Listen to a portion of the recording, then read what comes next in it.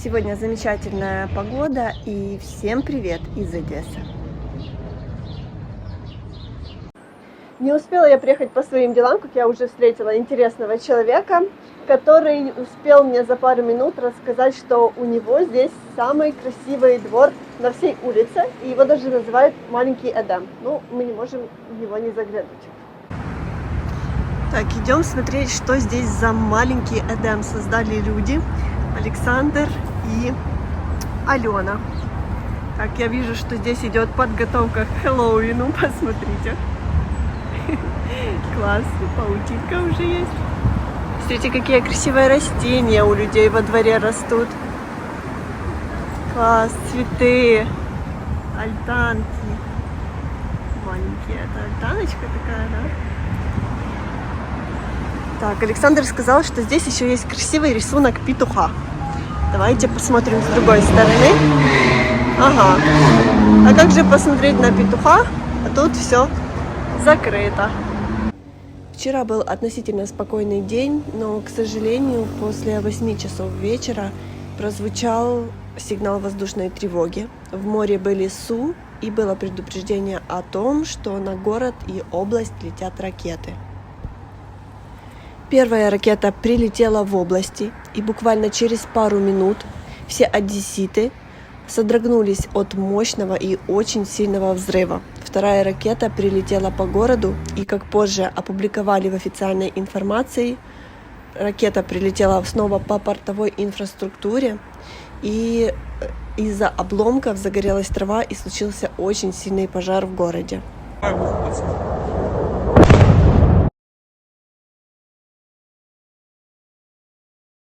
Через час-полтора снова раздался сигнал воздушной тревоги, и на город и область летели уже дроны.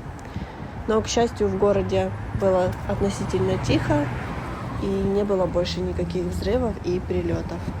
А чтобы вы понимали, как мы тревожно живем, я вам еще расскажу, что сегодня утром у нас снова была воздушная тревога, и снова на город летели ракеты, но, к счастью, цель исчезла. И все остались целы, здоровы, и дома остались невредимы. Не знаем, что нам готовит дальше день, но надежда остается на то, что он будет тихим. Некоторые люди решаются и все-таки уезжают из города, потому что боятся обстрелов и не понимают, как будут жить дальше. Ну а многие люди остаются оптимистами и продолжают верить в самое лучшее, продолжают верить в то, что закончится война и у всех все будет хорошо. Поэтому продолжают покупать квартиры и делать в них красивые и современные ремонты. Так входишь в магазин, и сразу, что тебя притягивает, это такая волшебная люстра. Посмотрите, какая она огромная, очень длинная, но безумно красиво смотрится. Сегодня я зашла в один из самых известных магазинов в Одессе показать вам, что же покупают одесситы в свои квартиры и как обустраивают свой уют в доме. Потому что все знают, что во время войны очень сложно вести бизнес. Но, несмотря на это, все предприниматели в Украине очень сильно стараются, и это невозможно заметить даже по этому мебельному магазину. Что в связи с войной цены в Украине на товары и услуги значительно выросли.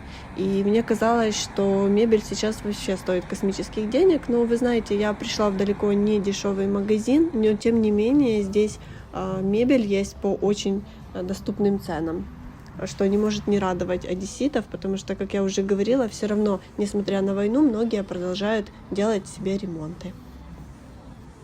Вот такой бежевый диванчик, как я вам только что показала, стоит 20 тысяч гривен, то есть примерно $500. Какая прелесть! Сразу хочется делать ремонт и покупать такую красоту домой. В среднем вот такой диван 54 тысячи гривен стоит. Но это известный магазин в Одессе, и она здесь очень хорошего качества. Такой диванчик 40 тысяч гривен. А вот какие диваны шикарные. Это для любителей роскоши. Давайте посмотрим, сколько такая прелесть стоит. Это уже 110 тысяч гривен. Прелесть. А здесь варианты спален можно посмотреть. Все очень стильно и такая красота везде. Вазы. Комод здесь стоит 19 тысяч гривен. Кровати, светильники. Боже, я же говорю, сразу хочется новую квартиру.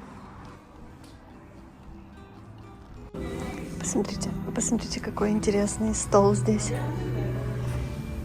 Класс. Очень красиво выглядит. И цена такого стола 39 тысяч.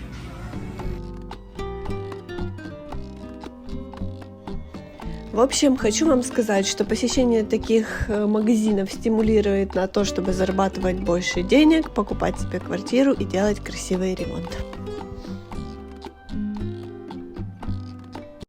На мебель мы уже посмотрели, и теперь хочется полюбоваться уже красотой природы и красотой осени, которая начинается уже у нас. В этом году листья желтеют достаточно поздно, сейчас уже конец октября, но большинство деревьев на улице еще зеленые. Но уже можно и встретить такие золотистые, желтые, прекрасные деревья, как вот это. Просто хочется стоять, рассматривать каждый листик и любоваться вот по-настоящему красотой природы.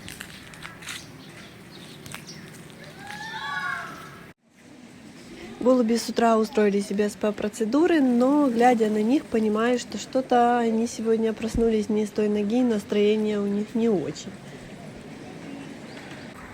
Видимо, даже голуби не выспались от ночных тревог и взрывов.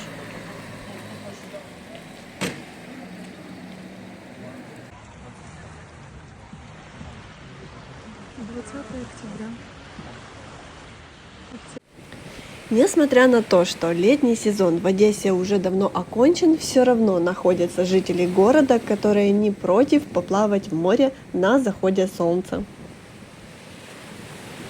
Сейчас температура воды у берегов Черного моря примерно 16-17 градусов, что далеко не является теплой.